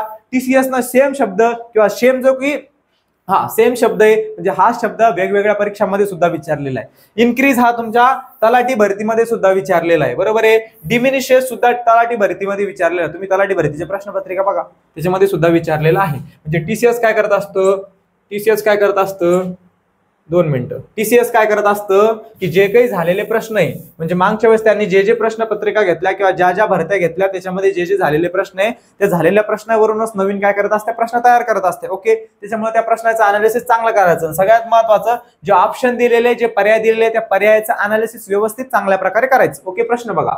आता काय करायचंय, रिसीट्स. तर रिसीट्स या शब्दाचा अर्थ तुम्ही व्यवस्थित लिहून घ्या. रिसीट्स या शब्दाचा अर्थ होत असतो कमी होणे. काय होतं, कमी होणे. रिसीट्स म्हणजे कमी होणे. आता आपल्याला काय विचारलेलं आहे, समानार्थी विरुद्धार्थी विचारलेलं असतं, त्याच्या विरुद्धार्थी काय झालं असतं, जास्त होणे, बरोबर आहे. पण आपल्याला काय करायचं, कमी होणे, म्हणजे कमी होणे अर्थाचा आपल्याला शब्द शोधायचा आहे. शोधा शोधा शोधा शोधा शोधा शोधा. बघा, स्वेल्स. आता स्वेल्स या शब्दाचा अर्थ काय होतो रे, सांगा लवकर. स्वेल्स म्हणजे काय, स्वेल्स या शब्दाचा अर्थ काय होतो, स्वेल्स या शब्दाचा अर्थ होत असतो काय, सुजणे किंवा फुगणे. सुजणे किंवा फुगणे लिहूनच ठेवा व्यवस्थित, कारण की स्वेल्स वरती जर आपल्याला परत प्रश्न आला लगेच बरोबर आलं पाहिजे. स्वेल्स म्हणजे सुजणे किंवा फुगणे. रिसीट्स म्हणजे कमी होणे. इंटेन्सिफाईज म्हणजे काय रे, जास्त होणे किंवा वाढ होणे. इंटेन्सिफाईज या शब्दाचा अर्थ होत असतो वाढ होणे किंवा जास्त होणे. डिमिशेस आणि इन्क्रीज. इन्क्रीजचा सुद्धा अर्थ होत असतो वाढ होणे. इन्क्रीज म्हणजे काय, वाढणे. इन्क्रीजचा विरुद्धार्थी शब्द कोणता झाला मग, डिक्रीज. डिक्रीज म्हणजे कमी होणे, इन्क्रीज म्हणजे वाढ होणे, जास्त होणे, बरोबर आहे. उरला आता एकच शब्द, पर्याय क्रमांक 3 जे काही आपलं उत्तर आहे. डिमिनिशेस. डिमिनिशेसचा सुद्धा अर्थ होत असतो कमी होणे. काय होणे, कमी होणे. मग आपल्याला समानार्थी विचारलेला आहे, त्याच्यामुळे डिमिनिशेस काय असणार आहे, आपलं या प्रश्नाचं उत्तर असणार आहे. तेच आपल्याला विचारलेले की अप्रोप्राइट मिनिंग म्हणजे समानार्थी शब्द शोधा. मग याचा समानार्थी शब्द काय येणार आहे, डिमिनिशेस. रिसीट्स म्हणजे कमी होणे, डिमिनिशेस म्हणजे सुद्धा कमी होणे. पुढच्या भरतीमध्ये याच्यावरती प्रश्न आला तर 100% तुमचा बरोबर आला पाहिजे. एखाद्या वेळेस तुम्हाला हा शब्द विचारू शकता, इंटेन्सिफाई शब्दाचा समानार्थी सांगा, इंटेन्सिफाई शब्दाचा विरुद्धार्थी सांगा. कळालं. हे शब्द आपण काय करू शकतो, व्यवस्थित लिहून व्यवस्थित ते काय करू शकतो, पाठ करू शकतो. चला पुढचा प्रश्न बघा. Choose the most logical order. Logical order म्हणलं तर लक्षात ठेवायचं की प्यारा जंबलचा प्रश्न आहे, म्हणजे काय रे, सिक्वेन्स लावायचा प्रश्न आहे. कोणता प्रश्न आहे, सिक्वेन्स. आपल्याला काय लावायची, सिक्वेन्स लावायची, ऑर्डर लावायची की 1 नंबरला कोणतं वाक्य. आता आपण काय करत असतो, चर्चा. आपल्याला 10वीला असताना एक डायलॉग रायटिंग होतं बघा. डायलॉग रायटिंग मध्ये आपल्याला 4 वाक्य ते देत होते. 4 वाक्याला आपल्याला काय करायची होती, सिक्वेन्स लावायची. कोणतं वाक्य 1 नंबरला येणार, कोणतं वाक्य 2 नंबरला येणार, कोणतं वाक्य 3 नंबरला. सेम तशाच टाईपचा प्रश्न आहे. 10वीला चांगला अभ्यास केला असेल हा प्रश्न 2 सेकंदामध्ये सुटणार आहे. फक्त आपल्याला कीवर्ड्स कळाले पाहिजे की नेमकं प्रश्नामध्ये मी कीवर्ड्स कोणकोणते वापरू शकतो, काय वापरू शकतो. Okay okay okay. चला बघा बघा लवकर. Choose the most logical order of the words from the among 4 given words. Choice construct a sentence. काय सांगितलं, खाली तुम्हाला 4 ऑप्शन दिलेले. त्या 4 ऑप्शन मध्ये काय करणार आहे तुम्हाला की 1 नंबरला कोणतं ऑप्शन येणार, त्याच्यानंतर 2 नंबरला कोणतं येणार, 3 नंबरला कोणतं येणार, 4 नंबरला कोणतं येणार, 5 नंबरला कोणतं येणार, सगळं सगळं सगळं. चला चला बघा लगेच बघा. आता हे बघा, आता इथं काय रे, मी क्यूट लिटल. आता मी या शब्दापासून वाक्याची सुरुवात होईल का, पॅसेजची सुरुवात होईल का, होणार नाही. कारण जर तुम्हाला स्वतःबद्दल बोलणे, आता मी हा शब्द कोणाबद्दल बोलत असतो, स्वतःबद्दल बोलत असतो. पण इथं मीच्या जागी आपण कशावरून बोलू शकतो, आय. आय या शब्दानं वाक्याची सुरुवात करू शकतो आपण. I am going to village, मी गावाला चाललो. मग तिथून पुढे काय होणार आहे, बाकीचे वाक्य ऍड होणारे, सुरू होणार आहे. फक्त वाक्याची सुरुवात आय न झाली पाहिजे, बरोबर आहे, बरोबर आहे. त्याच्यामुळे इथं ए न सुद्धा सुरुवात होणार नाही. एचे जे ऑप्शन आहे त्याला कट करायचं. सगळ्यात महत्वाचं पॅराजंबलचा जो प्रश्न आहे तो निग्लेक्ट मेथडनं सोडवायचा, म्हणजे कट करत, काटाकुटीची मेथड आपण ज्याला म्हणत असतो. जे जे उत्तर येऊ शकत नाही त्याला बाहेर फेकत चालायचं, उडवत चालायचं. हे उत्तर येणार नाही कारण मी याच्यापासून सुरुवात होत नाही. सगळ्यात महत्वाचं की कोणत्याही वाक्याची सुरुवात किंवा जो काय आपला पॅसेज असतो, जर आपल्याला एखादा पॅसेज तयार करायचा असलो त्याची सुरुवात आपण कॅपिटल लेटरनं करत असतो. सगळ्यात महत्वाचं सांगतोय कॅपिटल लेटर. एबीसीडी मधलं जे काही कॅपिटल लेटर असते म्हणजे A B C D E F G जे काही असतं ते की त्याची सुरुवात आपण कशाने करत असतो, कॅपिटल लेटरनं करत असतो. या चारही वाक्यामध्ये आपल्याला एकच दिसतंय की फक्त सी नंबरचं ऑप्शन असं आहे की त्याची सुरुवात कॅपिटल लेटरनं झालेली आहे. म्हणजे पहिलं वाक्य 100% कोणतं असणार आहे, पहिलं वाक्य 100% सी असणार आहे. कारण कोणत्याही उताराची सुरुवात, पॅसेजची सुरुवात कशाने होत असती, तर कोणत्याही नवीन वाक्य सुरुवात कशाने होत असती, कॅपिटल लेटरनं होत असती. त्याच्यामुळे काय करणार रे, आपलं उत्तर काय असणार ते पुढे सांगतो बघा. म्हणजे वाक्याची सुरुवात आपली होणार आहे सीन. चला कळालं. आता सीन वाक्याची सुरुवात होणार आहे, सीन वाक्याची सुरुवात होणार आहे, त्याच्यामुळे हे आपलं उत्तर नसणार आहे, शेवटचं सुद्धा आपलं उत्तर नसणार आहे. चला आता हा सीचा ऑप्शन आहे, हा सीचा ऑप्शन आहे. वाचा आता. माय पॅरेंट्स गिफ्टेड, की माझ्या आई वडिलांनी मला काय दिलं, गिफ्ट दिलं. लगेच कळतं की माय पॅरेंट्स, ज्याला इंग्रजी येत नसली बाबा कत्ताई त्याला सुद्धा कळतं की माय पॅरेंट्स गिफ्टेड. हा गड्या गिफ्ट म्हणलं की माहिती असतं की माय पॅरेंट्स, पॅरेंट्स म्हणजे कोण, आपले आई वडील. आपल्या आई वडिलांना आपल्याला काहीतरी काय दिलं, गिफ्ट दिलं. चला बघू. माय पॅरेंट्स गिफ्टेड, माझ्या आई वडिलांनी मला गिफ्ट दिलं. कोणतं गिफ्ट दिलं बघा, माय पॅरेंट्स गिफ्टेड, माय पॅरेंट्स गिफ्टेड मी आता कोणाला दिलं, दुसऱ्याला दिलेलं आपल्याला आवडणार नाही, चालणार नाही की माझ्या आईवडिलांना मलाच दिलं पाहिजे, बरोबर आहे. मग माय पॅरेंट्स गिफ्टेड मी, सी नंतर काय येणार, सी नंतर येणार आहे. लगेच कळतं वाक्य वाचल्यानंतर की माझ्या आई वडिलांनी मला काय दिलं, गिफ्ट दिलं. इथपर्यंत आलो. आता काय गिफ्ट दिलं बघा, बघा a cute little, cute little. त्याच्यानंतर काय येणार, क्यूट लिटल म्हणजे CAB. त्याच्यानंतर काय येणार, पप्पी. आता पप्पी म्हणून कोणती पप्पी, आपले आई वडील आहे, आपले आई वडील आपली पप्पी घेऊ शकतात, बरोबर की नाही. पप्पी एका कुत्र्याचं नाव आहे, असतंच नाव, कुत्र्याचं नाव ठेवू शकतो आपण किंवा भरपूर ठिकाणी कुत्र्याचं नाव असतं, बरोबर आहे, बरोबर आहे. मग त्याच्यानंतर काय येणार आहे, पी येणार आहे बघा, CABD, CABD. नंतर काय येणार डी. मग राहिलं का आता फक्त, राहिलं आता फक्त ई. म्हणजे ह्या प्रश्नाचं आपलं बरोबर उत्तर काय असणार आहे रे, CABDE. म्हणजेच आता वाक्य वाचा, लगेच तुम्हाला कळून जाईल की आता काय दिलेलं आहे, माय पॅरेंट्स गिफ्टेड, माझ्या आई वडिलांनी मला गिफ्ट दिलं. माय पॅरेंट्स गिफ्टेड मी, माझ्या आई वडिलांनी मला काय केलं, गिफ्ट दिलं. काय गिफ्ट दिलं, अ क्यूट लिटल म्हणजे एक छानसं दिसणारं क्यूट लिटल पप्पी, म्हणजे एक छान दिसणारं कुत्र्याचं छोटंसं काय दिलं, पिल्लू मला गिफ्ट दिलं. आता गिफ्ट का बरं दिलं, फॉर माय बर्थडे, माझा बर्थडे होता, माझ्या बर्थडेचं बर्थडे गिफ्ट त्यांनी मला काय दिलं, एक क्यूट लिटल छोटंसं कुत्र्याचं पिल्लू मला भेट म्हणून दिलं. कळालं. वाक्य वाचल्यानंतर व्यवस्थित सिक्वेन्स लागल्यानंतर लगेच आपलं काय येतं रे, लगेच आपलं उत्तर येत असतं असतं असतं. चला चला चला चला. आता या प्रश्नाचं उत्तर कळालं. फक्त लक्षात ठेवायचं कधी की कोणत्याही वाक्याची सुरुवात करताना कॅपिटल लेटरनं होत असते किंवा कोणत्याही उताराची पॅसेजची सुरुवात करताना लगेच कॅपिटल लेटरनं होत असते. इथं तुम्हाला फक्त पर्याय क्रमांक 3 मध्ये म्हणजे सी मध्ये दिसतंय की कॅपिटल लेटर एम न सुरुवात झालेली आहे. मग कुठेतरी तुम्हाला प्रश्न येत बी नसला तुम्ही ए ला कापू शकता, डी ला कापू शकता, म्हणजे शेवटच्याला कापू शकता, पहिल्याला कापू शकता. मग उरलेले जे काही दोन आहे मध्ये कोणकोणते उरलेले, मध्ये उरलेले फक्त दोनच आहे, एक दुसरा आहे तिसरं आहे. मग तुम्हाला नसलं जरी जमत की तरी विचार करून ह्या दोन्ही मधलं तुमचं एक उत्तर तरी बरोबर येऊ शकतं. चला पुढचा प्रश्न बघा. चला पुढच्या प्रश्नामध्ये choose the most appropriate meaning. परत काय आलं रे, ॲप्रोप्राइट मिनिंग आलं. म्हणजे काय, समानार्थी शोधायचंय, बाकीचं वाचत बसायचं नाही. तिथे दिलेलं आयडम म्हणजे काय, वाक्यप्रचार आहे. लगेच दिसतंय कीवर्ड आहे ते लक्षात ठेवायचे.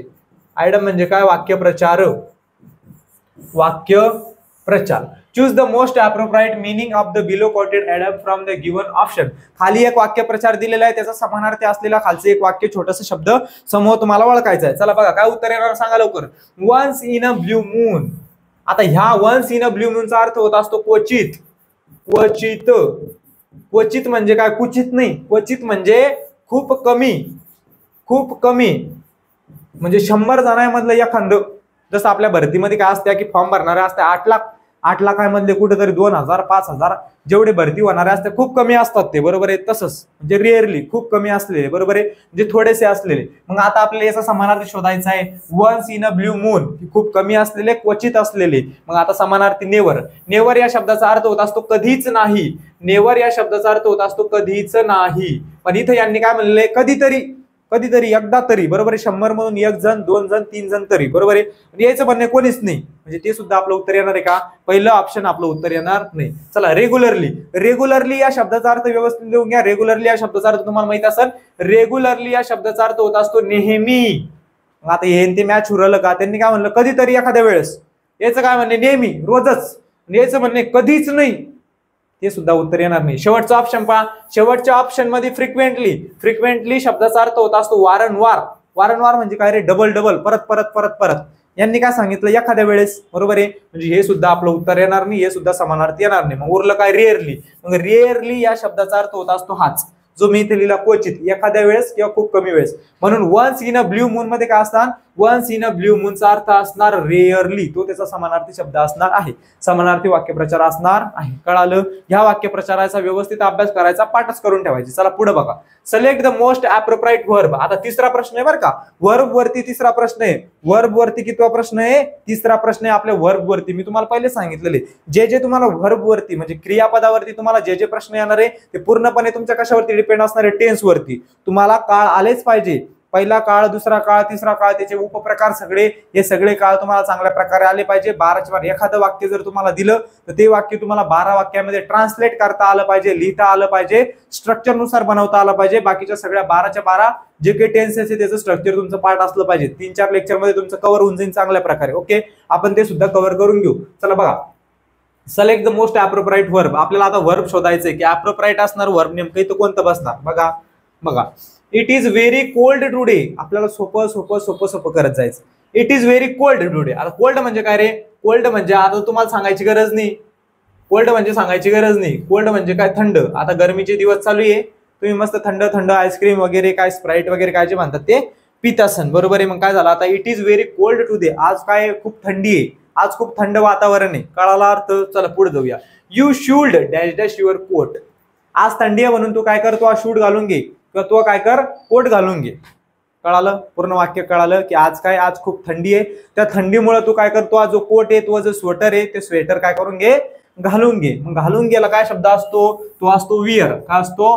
वियर. मग आता इथं ओर आहे, इथं वियर आहे, इथं वियर आहे, इथं वियरिंग आहे, बरोबर आहे. आता एक एक ऑप्शन बघू. चौथा ऑप्शन बघा, चौथ्या ऑप्शन मध्ये वियरिंग आहे, वियरिंग येत नसतं. लक्षात ठेवायचा सोपा सोपा पॉईंट. शुल्डचं तुम्हाला कोणतंही वाक्य आलं तर लक्षात ठेवायचं, शुल्ड नंतर आपण V1 वापरत असतो. काय वापरत असतो? एवढी रचना लक्षात ठेवायची. शुल्ड नंतर आपण क्रियापदाचा पहिला प्रकार वापरत असतो, क्रियापदाचं पहिलं रूपच वापरत असतो. कळतंय? कळतंय? याच्यावरून तुमचं लगेच उत्तर येणार आहे. शुल्ड नंतर V2, V3, V5 जे काही असो ते चालत नसतं. V1च आपल्याला वापरावं लागतं, कारण हे हेल्पिंग वर्ब आहे शुल्ड, बरोबर आहे. त्याला आपण मॉडल ऑक्झिलरी वर्ब सुद्धा म्हणत असतो. मग त्याच्यानंतर काय वापरत असते, V1च वापरत असत्या. त्याच्यानंतर बघा बी ओव्हर सुद्धा येणार नाही. मी तुम्हाला सांगितलं शुल्ड बी नंतर ओव्हर V1 वापरत असते आपण. ओव्हर हे काय आहे, V2 V3 त्याचं असू शकतं. त्याच्यानंतर वियर्स सुद्धा वापरणार नाही. हे युअर हे काय होत असतं, आता तुम्ही म्हणशाल, लक्ष द्या, तुम्ही काय म्हणशाल सर, आता इथं वियर्स यस लागलेले, आपण ही शीटला यस काय वापरत असतो, यस वापरत असतो, V1 वापरत असतो. मग इथं वियर्स आहे, इथं वियर आहे, दोघं सुद्धा V1 आहे. लक्षात ठेवा, हा सुद्धा V1 आहे आणि हा सुद्धा V1 आहे. मग सर तुम्ही वियर्स का वापरलं, वियर याच्यासाठी वापरलं, त्यासाठी आपल्याला काय करायचंय, आपले जे काही टेन्स आहे काय ते व्यवस्थित शिकायचंय. कारण वियर याच्यासाठी वापरलं, कारण तुमचा जो काही इथे यू दिलेला आहे, यू नंतर कधीच यस प्रत्यय असलेलं क्रियापद वापरत नसत्या. जर तुमचं जे काही प्रोनाउन आहे, जे काही तुमचा सब्जेक्ट आहे, तो जर तुमचा नाउन मध्ये आपलं हे असलं, काय ही असलं, शी असलं, इट असलं, त्यावेळेसच तुम्हाला क्रियापदाला यस प्रत्यय किंवा ईएस प्रत्यय लावता येत असलं, आपल्या पहिल्या टेन्स मध्ये, सिंपल प्रेझेंट टेन्स मध्ये. पण जर तिथे तुमचं ही शी इट नसलं, वी असलं, आय असलं, दे असलं, यू असलं, तर तुम्ही क्रियापदाला यस किंवा ईएस प्रत्यय लावू शकत नाही. म्हणजे इथं काय असणार, आपलं उत्तर असणार वियर. म्हणजेच काय रे, WEAR. It is very cold today. आज खूप थंडी आहे, त्याच्यामुळे तू काय कर, you should wear your coat. त्याच्यामुळे तुला जे काही सूट आहे किंवा तुला जो काही कोट आहे तो तुला घालायला पाहिजे. चला बघा आता कळालं या प्रश्नाचं उत्तर. वर्ब वरती आला, वर्ब त्याच्यामध्ये V1 वरती प्रश्न आला, हे कळायला पाहिजे. नेमकं वर्ब वरती प्रश्न येतोय, कोणत्या टॉपिक वरती येतोय, कशा प्रकारे येतोय, इररचा येतोय, रिकाम्या जागाचा येतोय, मग कशा प्रकारे आपण तो सोडवू शकतो. चला पुढचा प्रश्न बघा. पुढच्या प्रश्नामध्ये लगेच तुम्हाला कळेल, choose the option that which can be substitute. Substitute म्हणजे काय रे, की एवढं जे काही दिलेलं आहे इथं वाक्य, त्या वाक्याच्या जागी कोणता असा शब्द आपण ठेवू शकतो, म्हणजेच काय, समानार्थी. दुसरं काहीच नाही, समानार्थी तेच विचारताय जास्त करून, बरोबर आहे. म्हणजे कोणतं आहे, की आपण असा जो कोणता शब्द आहे जो एवढ्या मोठ्या वाक्याच्या जागी ठेवू शकतो, म्हणजे त्याचा समानार्थी शब्द तुम्हाला शोधायचा असतो. बघा आता कोणता येणार, तर लगेच सांगतो. Study of different languages. आता जो काही आपल्याला इथं जो काही वाक्यप्रचार दिलेला आहे, त्या वाक्यप्रचाराचा अर्थ असा होत असतो, स्टडी ऑफ डिफरंट लँग्वेजेस. आता लँग्वेज म्हणजे कळालं, भाषा, बरोबर आहे. स्टडी म्हणजे कळालं, अभ्यास करणं. डिफरंट म्हणजे कळालं, वेगवेगळ्या भाषांचा अभ्यास करणं. आता याचा अर्थ कळाला, वेगवेगळ्या भाषांचा अभ्यास करणं, लिहित नाही, समजून घ्या, वेगवेगळ्या भाषांचा अभ्यास करणं. मग आपल्याला खाली असा एक शब्द शोधायचा आहे की त्याचा अर्थ काय झाला पाहिजे, वेगवेगळ्या भाषांचा अभ्यास करणारा किंवा वेगवेगळ्यांचा भाषा अभ्यास करणारा, शास्त्र वगैरे काय जे असू दे. आता समजून घ्या, अँथ्रोपॉलॉजी. आता अँथ्रोपॉलॉजी या शब्दाचा अर्थ काय होतो? मानव वंशशास्त्र. मानव वंशशास्त्र. लिहून घ्या व्यवस्थित, कारण याच्यावरती 100% प्रश्न रिपीट होणार आहे. बघा, मला तर वाटतंय 90-95% याच्यावरती एक प्रश्न येऊ शकतो. मी फिक्स सांगत नाही, मी देवनी आहे, बरोबर आहे. त्याच्यामुळे पण होऊ शकतो, लगेच कळतंय, कारण की स्पेसिफिक आहे. म्हणजे असे शब्द खूप रेअरली आता आपण बघितलं कमी दिसतात. त्याच्यामुळे याच्यावरती स्पेशल शब्द असतात. एखादं शास्त्र असलं, एखादं लॉजी शब्द आहे, फिलॉसॉफी, फिलॉलॉजी, सायकोलॉजी, असे जे शब्द आहे त्याच्यावरती 100% प्रश्न येत असतो. बघा आता अँथ्रोपॉलॉजी म्हणजे काय रे? अँथ्रोपॉलॉजी म्हणजे मानव वंशशास्त्र, ज्याच्यामध्ये माणसाच्या वंशाचा म्हणजे काय, माणूस कुठून जन्माला, माणसाचं जे काही जाते, प्रजाते वगैरे हे सगळं, या सगळ्याचा अभ्यास करणारं जे काही शास्त्र असतं त्याला इंग्रजीमध्ये म्हणत असतं अँथ्रोपॉलॉजी, म्हणजेच मानव वंशशास्त्र असं म्हणत असतात. खाली दुसरा शब्द आहे फिजिओलॉजी. फिजिओलॉजी म्हणजे शरीरशास्त्र, शरीर विज्ञान शास्त्र. लिहून घ्या व्यवस्थित, शरीर विज्ञान शास्त्र. आता जो काही आपला फिजिओलॉजी लिहिलेला आहे मी खाली, फिजिकल, आपण फिजिकलची तयारी करतो, लगेच कळालं. फिजिकल फिजिओलॉजी म्हणजेच काय, शरीर विज्ञान शास्त्र. लक्षात ठेवा. पुढे बघा, पॅथॉलॉजी. आता पॅथॉलॉजी म्हणजे काय रे? रोग निदान शास्त्र. रोग निदान शास्त्र. पॅथॉलॉजी या शब्दाचा अर्थ होत असतो रोग निदान शास्त्र, म्हणजे रोगाचा अभ्यास करणं. जे काही आपला रोग होत असते, आजार होत असते वेगवेगळे, त्या आजाराचा जे शास्त्रामध्ये अभ्यास केला जातो, ज्या पुस्तकामध्ये अभ्यास केला जातो, त्याला म्हणतात त्या पॅथॉलॉजी. उरला आपलं शेवटचं ऑप्शन, जे काही आपलं उत्तर असणार आहे फिलॉलॉजी. फिलॉलॉजी शब्दाचा अर्थ होत असतो भाषाशास्त्र. काय होत असतो? भाषाशास्त्र. आता लगेच कळालं, भाषाशास्त्र म्हणल्यावर त्याच्यामध्ये काय करणार आहे? कीर्तन करणार आहे का? नाही. त्याच्यामध्ये काय करणार आहे? भाषांचा अभ्यास केला जाणार आहे. वेगवेगळ्या भाषांचा अभ्यास करणारे शास्त्र म्हणजेच काय रे? भाषाशास्त्र. तेच आपल्याला इथे विचारलेलं होतं. Study of different languages. वेगवेगळ्या भाषांचा अभ्यास करणारं किंवा अभ्यास करणारं शास्त्र काय जे असो ते कोणतं असणार आहे? ते असणार आहे फिलॉलॉजी. कळालं या प्रश्नाचं उत्तर कशा प्रकारे काढलं? जे काही बाकीचे ऑप्शन दिलेले ते सगळे ऑप्शन काय करा? सगळे ऑप्शन व्यवस्थित लिहून घ्या. बाकीचे दिलेले ऑप्शन व्यवस्थित लिहून घ्या, त्याचा अर्थ व्यवस्थित लिहून घ्या, जेणेकरून हेच प्रश्न किंवा ह्याच एखाद्या याच्यामधलं, आता याच्यामधलं आपल्याला अँथ्रोपॉलॉजी रिपीट होऊ शकतं. आता तुम्ही जर प्रश्नपत्रिकेचा अभ्यास चांगला केला असेल, तिथे तुम्हाला अँथ्रोपॉलॉजी आणखीन एका दुसऱ्या प्रश्नामध्ये दिसला असेल. ओके दिसला असेल, मग लगेच कळतंय की अँथ्रोपॉलॉजी वरती दुसरा प्रश्न येतोय, काय येतंय, सगळं येतंय. बरोबर आहे. चला, कशा प्रकारे केलं कळालं, प्रश्न कळाला. पुढचा प्रश्न बघा. आता लगेच इथं कळालं एका शब्दामध्ये इरर इन स्पेलिंग. वाचलं का तुम्ही ना? वाचलं. Error in spelling. इरर कशामध्ये? स्पेलिंग मध्ये इरर आहे म्हणे. जो काही प्रश्न आपल्याला दिलेला आहे या प्रश्नामध्ये स्पेलिंग इरर आपल्याला शोधायचंय. आपल्याला वाक्यातलं इरर शोधायचं नाही. कधी कधी वाक्य चुकीचं असतं, वाक्याची रचना चुकीची असती, बरोबर आहे, सेंटेन्सच चुकीचं असतं. पण इथं आपल्याला फक्त काय करायचंय? इथं फक्त आपल्याला स्पेलिंग इरर शोधायचंय. खाली काहीतरी एक वाक्य लिहिलेलं आहे, त्याच्यामध्ये एक शब्द असा असतो, त्या शब्दाची स्पेलिंग चुकीची लिहिलेली असते, ती आपल्याला शोधायची असते फक्त. बरोबर आहे. चला शोधा मग. शोधा. चला. The involvement of big business. Involvement, business, fair, त्याच्यानंतर ट्रेड, ऍडव्हान्टेज, जे काही महत्वाचे शब्द आहे, जे आपल्याला महत्वाचे वाटतात, त्याच्यामध्ये स्पेलिंग एरर राहत असतं. बरोबर आहे. आता बघा, the involvement of big business in a fair trade has both advantages and disadvantages. काय सांगितलं? या वाक्याचा अर्थ लगेच सांगतो की जी आपण मोठ्या बिझनेसमध्ये काय करत असतो? गुंतवणूक करणारे. आपण मोठ्या बिझनेसमध्ये आपण गुंतवणूक करणारे, ते आपल्यासाठी चांगलं सुद्धा असू शकतं किंवा काय असू शकतं? वाईट सुद्धा असू शकतं. त्याचे फायदे सुद्धा होऊ शकतात, नुकसान सुद्धा होऊ शकतात. कधी कधी आपलं जे शेअर मार्केट असतं ते भस्कन वर गेलं आणि लगेच खाली आलं, म्हणजे आपला फायदा होणार आहे. लगेच आपण कधी खाली येऊन जाऊ, रोडावर येऊन जाऊ, सांगता येत नाही. त्याच्यामुळे असा या वाक्याचा अर्थ होत असतो. आता बघा, लगेच आपण बघू की इथं 4 दिलेले, 4 याच्यामधला कोणता शब्द चुकीचा आहे? इथं दिसतं इन्व्हॉल्वमेंट. इथं काय दिसतं?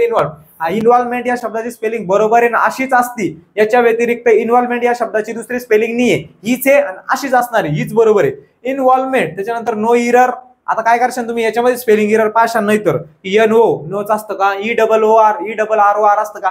याच्यामध्ये स्पेलिंग इरर पाहायचं नसतं. याचा अर्थ असा होतो की तिन्ही बी बरोबर आहे. जर तिन्ही मध्ये स्पेलिंग मिस्टेक नसली तर हे काय असणार आहे? आपलं उत्तर असणार आहे. असं समजलं. चला पुढं. ऍडव्हान्टेजेस सुद्धा बरोबर आहे, कारण ही स्पेलिंग अशीच असती. ऍडव्हान्टेजेस म्हणजे फायदे, मराठीमध्ये त्याचा अर्थ काय होतो? फायदे. आणि बिझनेसची जर तुम्ही स्पेलिंग पाहिली तर ही स्पेलिंग इथं चुकीची दिलेली आहे, कारण बिझनेसची स्पेलिंग अशी असते BUSI, डबल एस नसतं. लक्षात ठेवायचं. BUSI, NESS, लास्टला असतं डबल एस. समजलं? बिझनेसची स्पेलिंग अशी असते BUSINESS. त्याच्यामुळे इथं जो काही बिझनेस शब्द दिला आहे तो बिझनेस शब्द चुकीचा दिलेला आहे. कळालं? स्पेलिंग मिरर सोपा असतं. स्पेलिंग मिरर ते एकदम सोपं असतं. फक्त आपल्याला ते कळायला पाहिजे की आपल्याला कशा प्रकारे स्पेलिंग मिररचे प्रश्न सोडवायचे, कोणकोणते स्पेलिंग आहे. आता हे काही शब्द दिलेले आपल्याला हे स्पेलिंग पुढच्या भरतीमध्ये आपल्याला विचारू शकतात. कधी कधी आता बिझनेस विचारलं, इकडे तुम्हाला ऍडव्हान्टेजची चुकीची स्पेलिंग देणार. असे जे काही प्रॉपर शब्द असतात त्या प्रॉपर शब्दाचा चांगल्या प्रकारे अभ्यास करायचा. या प्रश्नाचं उत्तर काय असणार आपलं? या प्रश्नाचं उत्तर असणार ऑप्शन नंबर 4. चला काय आलं रे? Once beaten twice shy. परत काय आलं? Choose the most appropriate meaning of the below quoted idiom from. खाली एक वाक्यप्रचार दिलेला आहे, त्या वाक्यप्रचाराचा आपल्याला काय करायचं आहे? बरोबर अर्थ शोधायचा आहे. म्हणजे या वाक्यप्रचाराचा अर्थ खाली 4 ऑप्शन मध्ये कोणता निघतो ते आपल्याला शोधायचं आहे. शोधा मग, सोपं असतं एकदम. Once beaten twice shy. काय झालं? Once beaten. बीटन म्हणजे काय रे? हरणे. बीट म्हणजे काय? बीट म्हणजे मरणे, हरणे काय जे असतो ते. Once beaten twice shy. जो एकदा मरतो, मरतो म्हणजे हरतो, मरतो नका म्हणू, मरतो म्हणजे गेलाच. जो एकदा हरत असतो तो पुन्हा जोमानं तयारी करत असतो. कळालं का? आपल्या पोलीस भरतीच्या, वनरक्षक भरतीच्या मुलांना चांगलं माहितीये, ज्या भरतीमध्ये आपल्याला अपयश आलं एखाद्या भरतीमध्ये, तिथं आपण खचून न जाता काय करत असतो? परत आपली तयारी सुरू करत असतो. ती तयारी आपली जोमानं असते, कारण तिथे आपल्याला कुठेतरी अनुभव आलेला असतो. आपल्या अनुभवातून आपण काय करत असतो? शिकत असतो. तोच वाक्यप्रचार इथं दिलेला आहे की काय? की वन्स बीटन ट्वाइस शाय, की एकदा हरलेला माणूस दुसरी त्याची जो काही पाऊल आहे, दुसरे जे काही स्टेप आहे ते एकदम चांगल्या प्रकारे उचलत असतो. चांगल्या प्रकारे काय करत असतो? उचलत असतो. मग बघा आता, an unpleasant experience includes cautions to keep something precious safely. दुसऱ्याचा अर्थ काय होतो? की टू कीप समथिंग प्रिसियस, की तुमच्याकडे काहीतरी चांगली गोष्ट आहे, तिला तुम्ही कसं ठेवणं? सेफ ठेवणं. याचा काही संबंध आहे का? याचा अर्थ काय होतो? की तुम्ही एकदा खचले, तुम्ही एकदा हरले, हरल्यानंतर तुम्ही परत झेप घेणार आहे, परत दुसरं जे काही पाऊल आहे तुमचं ते सांभाळून तुम्ही टाकणार आहे. एकदा जर तुम्हाला ठोकर लागली, तुम्ही बरोबर खाली पाहून चालता, सांभाळून चालत असतो आपण, बरोबर आहे. तसाच या वाक्यप्रचाराचा अर्थ होतो. पण दुसऱ्याचा अर्थ काय होतो? टू कीप समथिंग प्रिसियस, की तुमच्याकडे काहीतरी चांगलं असलेलं तुम्ही कसं ठेवायचं? कसं ठेवायचं? सेफली ठेवायचं, बरोबर आहे की नाही? संरक्षण ठेवायचं. Someone who is afraid of taking challenges. तिसऱ्याचा अर्थ असा होतो की एखादा असा आहे की तो चॅलेंज घ्यायला घाबरत असतो, रिस्क घ्यायला घाबरत असतो. पण इथं त्यानं काय दिलेलं आहे की एकदा हरलेला माणूस दुसरं पाऊल कसं उचलत असतो? अजून जोमानं उचलत असतो. म्हणजे हा आणि हा विरुद्धार्थी झाला जवळजवळ. म्हणजे दुसरं आपलं उत्तर नसणार, तिसरं नसणार. शेवटचं पहा, someone who doesn't learn from his previous experience. शेवटच्याचा अर्थ आणि याचा अर्थ एकमेक 36चा आकडा. याचा अर्थ होत असतो समवन हु डझंट लर्न, की जो शिकत नाही. कशामधून शिकत नाही तो? Learn from his her precious experience, म्हणजे मागचा जो काही त्याचा भरतीचा अनुभव होता, मागची भरती दिली, त्या भरतीमधला जो काही अनुभव आहे त्या अनुभवातून तो काहीच शिकत नाही. तो हरला, तो पडला, त्यानंतर नादच सोडून द्याला. बरोबर की? कमी मार्क आले त्याला नाद सोडणं आपल्याच्यानं होत नाही. पण पहिल्या याच्या आपला जो काही पहिला दिलेला आहे, अन अनप्लीझंट एक्सपिरियन्स इन्क्लुड्स कॉशन्स, हा सुद्धा वाक्यप्रचार आहे. या वाक्यप्रचाराचा अर्थ होत असतो की एकदा जर आपलं पाऊल चुकलं तर समोरचं पाऊल आपण अनुभवातून घेत असतो. चांगल्या प्रकारचं आपलं पाऊल असतं पुढचं. जो काही पहिल्या ऑप्शन सोबत आपला दिलेला वाक्यप्रचार काय होतोय? मॅच होतोय. म्हणजे दोन्ही काय होत आहे? समानार्थी होत आहे, बरोबर आहे. म्हणजे जो की आपला अनुभव असणार आहे, मागच्या भरतीमध्ये जी चूक झाली ती चूक आपण पुढच्या भरतीमध्ये करत नसतो. आता मागच्या वनरक्षक भरतीमध्ये आपण काय काय चुका झाल्या, काय काय कोणकोणता विषय अवघड गेला ते तुम्हाला कळालं असेल. भरपूर 100 मधले 80 ते 90 मुलं असाल की त्यांचा पेपर इंग्रजीमुळे गेला असेल. कशामुळे? इंग्रजीमुळे. आणि इंग्रजीचे अतिशय सोपे सोपे प्रश्न विचारले होते एकदम. फक्त आपल्याला काय वाटतं की आपल्याला भीती वाटते. इंग्रजीला आपण साईडलाच ठेवत असतो. इंग्रजीचा 36चा आकडा भाऊ. इंग्रजीशी मला काही घेणं देणं नाही, मी बाकीच्या विषयावरच वनरक्षक भरती पास होईल. पण बाबा हो, ती तुम्हाला जीके विचारत असत्या, मग जीके आपलं सगळंच पाठ नसतं. जीकेचे पुरेपुरे प्रश्न बरोबर येत असतात, कुठेतरी चुकत असत्या. गणित बुद्धिमत्ताचे येते आपल्या बरोबर, मराठी व्याकरणचे सुद्धा येते बरोबर, पण जीकेचे कुठेतरी प्रश्न 2, 4, 5 चुकत असते आपले. आणि इंग्रजीचा तो काहीच नाही म्हणल्यावर इंग्रजीचे पुरे मार्क जाणारच त्यातल्या त्यात. म्हणजे आपण लय मागे येऊन जातो. पण आपण सगळे विषय स्टेबल ठेवले, म्हणजे मराठी आपला पक्का असतो, गणित बुद्धिमत्ता पक्का असतो, जीकेचं काय विचारणार माहित नसतं, पण त्याला आपलं कुठेतरी आपण स्टेबली ठेवत असतो. पण गणितामध्ये जर आपण पुरे 0 आलो तर आपण घरी गेलो असं समजून जायचं. पण आपले इंग्रजीमध्ये जर आपण 0 आलो, मागं आलो तर आपण 0 झालो असं समजून जायचं. सगळ्यात महत्वाचं इंग्रजी चांगल्या प्रकारे करावं लागेल आपल्याला, कारण इंग्रजीला आपल्याला स्टेबली घेऊन जायचं खूप वर. असं नाही की पैकीचे पैकी पडले पाहिजे. तुम्ही चांगल्या प्रकारे अभ्यास केला तर 100% पैकीच्या पैकी पडत. फक्त एवढे की आपण स्टेबल करू शकलो पाहिजे त्या विषयाला. बाकीच्या विषया इतके मार्क आपण त्याला सुद्धा घेऊन आलो पाहिजे. म्हणजे 4ही विषयाचं तुमचं स्टेबल होऊन चांगले मार्क तुम्हाला पडणार. ओके चला, या प्रश्नाचं उत्तर काय असणार? या प्रश्नाचं उत्तर असणार अन अनप्लीझंट. काय असणार? अन अनप्लीझंट एक्सपिरियन्स इन्क्लुड्स क्वेश्चन्स. कळतंय. ओके चला, ह्या प्रश्नाचं उत्तर मला सांगा आता. काय इथं काय करायचंय, इथं अप्रोप्राइट मिनिंग शोधायचं आहे आपल्याला. म्हणजे काय, समानार्थीचा शब्द आला, परत कशाचा आला, समानार्थीचा शब्द आला. याचं उत्तर सांगा मला पटापट, लवकर लवकर सांगा याचं उत्तर. कोणाकोणाला येतं सांगा लवकर, सांगा. आता प्रत्येक जण याचं उत्तर सांगणार आहे, कारण की सोपाचा शब्द, एवढा अवघड शब्द नाहीये, सोपा शब्द आहे. तुम्ही हा शब्द भरपूर वेळा काय केला असेल रे, भरपूर वेळा अभ्यासला असेल. सोपाचा शब्द आहे, सांगायचं उत्तर लवकर सांगा. कोणाकोणाला येतं, काय असणार याचं उत्तर, सांगा सांगा सांगा सांगा सांगा. Okay okay okay okay. सोपाचा प्रश्न आहे, चूज द अप्रोप्राइट मिनिंग. समानार्थी शोधायचा आहे, परत काय करायचंय, समानार्थी शब्द शोधायचा आहे. आता इथं लगेच कळते, निगेट. निगेट या शब्दाचा अर्थ होत असतो नकार देणे. काय होत असतो, नकार देणे. शब्द पाठच करून ठेवायचे, काही होत नाही. आपण लहानपणी काही शब्द पाठ करत होतो, आपले झेडपीचे शाळेतले शिक्षक आपल्याला धरू धरू धरू धरू हाणत होते. रोज 5 शब्द पाठ करायला लावायचे आम्हाला, तुम्हाला सुद्धा तसे पाठ करायला लावत असं, बरोबर आहे. निगेट या शब्दाचा अर्थ होत असतो नकार देणे. पाठच करायचं, काही होत नाही, वाचत राहायचं, असं तसं रट्टा मारायचा. मी काय सांगतोय, जे शब्दार्थ आहे त्याचा रट्टाच मारावा लागणार आपल्याला. बाकीचं जे काही इंग्रजी ग्रामर आहे, स्पेलिंग मिस्टेक म्हणा किंवा जे काही असतं ते, पण जी काही व्होकॅब्युलरी असते ती तुम्हाला रट्टा मारावा लागणार आहे. एखाद्या वेळेस तुमचे वाक्यप्रचार वगैरे असतात, ते सुद्धा तुम्ही काय करू शकता, ते सुद्धा तुम्ही याच्यावरून करू शकता, की वाक्य वाचून वगैरे त्याचा अर्थ काढू शकता. म्हणजे समानार्थी विरुद्धार्थी असतात, त्याच्यामध्ये तुम्हाला एखाद्या याचं वाचून कळू शकतं, पण तुम्हाला ते पाठच करावं लागणार आहे. चला बघा, ऍडमिट, त्याच्यानंतर ऍक्नॉलेज, त्याच्यानंतर कन्फर्म, त्याच्यानंतर रिजेक्ट. आता जर तुम्ही पाहिलं तर ऍडमिट, त्याच्यानंतर ऍक्नॉलेज, त्याच्यानंतर कन्फर्म, त्याच्यानंतर रिजेक्ट. कन्फर्म या शब्दाचा अर्थ होत असतो निश्चित, निश्चित होणे किंवा खात्री करणे. आपण नाही म्हणत का कन्फर्म झालं, मला कोणत्या तरी भरतीला जायचं होतं आणि माझं काय झालं, तिकीट कन्फर्म झालं, बरोबर नाही, कन्फर्म झालं म्हणजे काय, निश्चित झालं, खात्री झालं. ओके, चला पुढं. त्याच्यानंतर ऍक्नॉलेज. ऍक्नॉलेज या शब्दाचा अर्थ होत असतो, काय होत असतो सांगा. ऍक्नॉलेज या शब्दाचा अर्थ होत असतो मान्य करणे किंवा स्वीकार करणे. मान्य करणे किंवा स्वीकार करणे. आता स्वीकार करणे आणि याचा अर्थ काय रे, नकार देणे. निगेटचा अर्थ होतो नकार देणे आणि ऍक्नॉलेजचा अर्थ होत असतो स्वीकार देणे. हे दोन्ही काय झाले, विरुद्धार्थी शब्द झाले. हेच आपल्याला करायचंय. याचा समानार्थी हा कोणता जो असणार आहे तो, आणि याचा विरुद्धार्थी तर हा आहे. म्हणजे मला जर पुढच्या भरतीमध्ये जर प्रश्न आला ऍक्नॉलेज, ऍक्नॉलेजचा विरुद्धार्थी शब्द सांग, मी लगेच काय करणार, ऑप्शन मध्ये निगेट असणार किंवा रिजेक्ट असणार, तो मग उत्तर असणार. म्हणजे असं सोप्या सोप्या स्टेपने आपल्याला अभ्यास करायचा असतो. कळालं, कळालं. ऍडमिटचा सुद्धा अर्थ होत असतो मान्य करणे किंवा स्वीकार करणे. ऍडमिट म्हणजे मान्य करणे, स्वीकार करणे. तसं ऍक्नॉलेज म्हणजे मान्य करणे, स्वीकार करणे. कन्फर्म म्हणजे निश्चित करणे. शेवटचा उरलेला रिजेक्ट आहे, तो सगळ्याला माहितच असेल. तुम्हाला कोणी कोणी रिजेक्ट करतं, केला असेल, कशामध्ये, कशामध्ये सांगा लवकर. रिजेक्ट म्हणजे काय, रिजेक्ट म्हणजे नकार देणे, तुम्हाला नकारणे, नकार देणे. जसा काही आपल्या पहिल्या शब्दाचा विचारलेल्या शब्दाचा अर्थ होतो की निगेट म्हणजे काय, नकार देणे, तसंच आपलं रिजेक्ट म्हणजे सुद्धा नकार देणे. म्हणजे रिजेक्ट आणि निगेट हे दोन्ही शब्द काय झाले, दोन्ही शब्द झाले समानार्थी शब्द. याचे शब्द तुम्हाला पाठ करायचे, त्याचे समानार्थी शोधायचे. जर पुस्तकात नसले एखादे गुगलला जाऊन शोधा, डिक्शनरी मध्ये शोधा, कुठेही शोधा.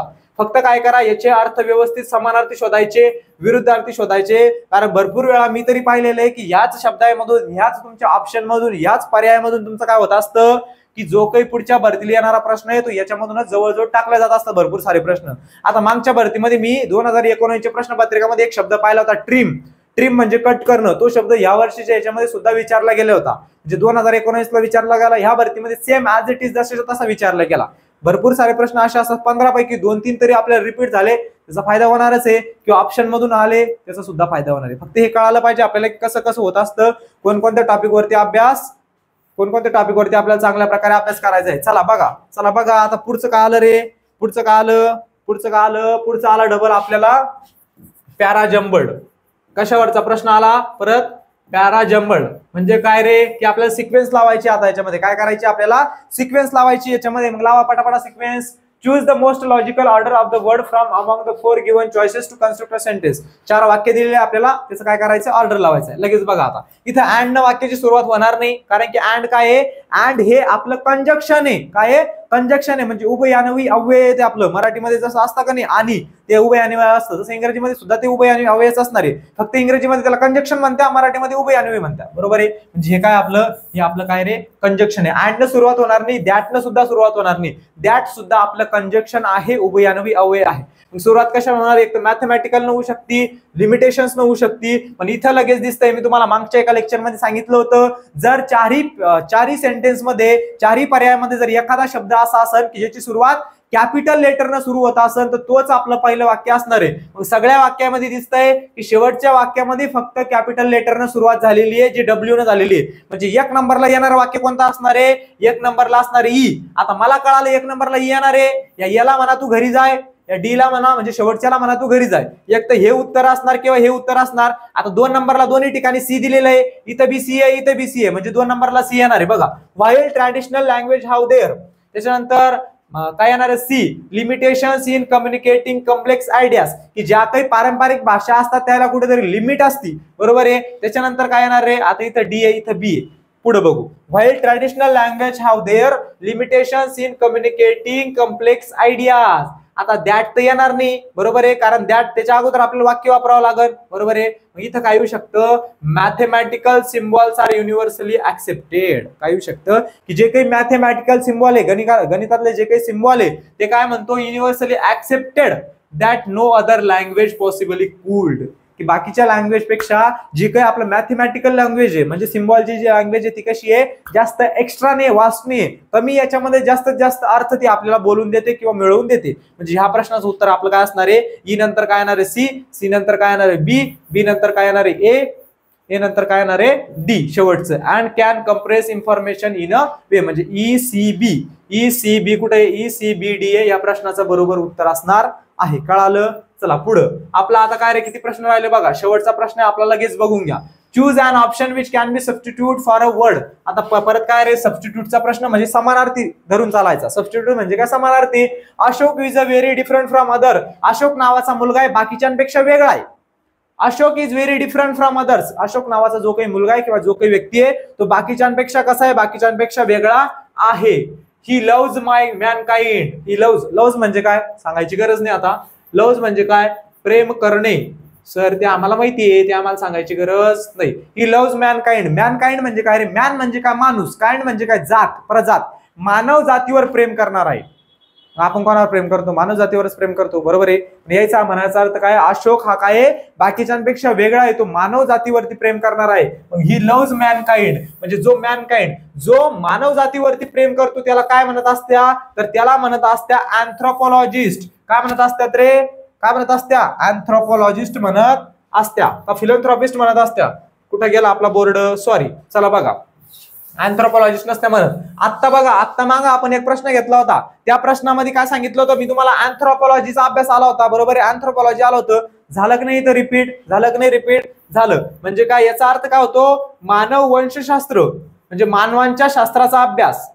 इथं काय सांगितलेलं आहे? ही लव्ज मॅनकाइंड, मानव जातीवर प्रेम करणारा, माणसाचं हित जाणणारा, ते आपल्याला शोधायचंय. हे उत्तर नसणार आहे, कारण याच्यामध्ये फक्त मानव वंशशास्त्र याचा अभ्यास आहे. म्हणजे माणसाचा जो काही वंश असतो, जात प्रजात वगैरे काय जे असतं त्याचा अभ्यास. आता तुम्ही इथं कन्फ्युज होणार. ही लव्ज मॅनकाइंड म्हणजे सरनं सांगितलं आता मॅनकाइंड म्हणजे प्रजात, जात, ते तुम्हाला कन्फ्युज करासाठीच दिलं असतं.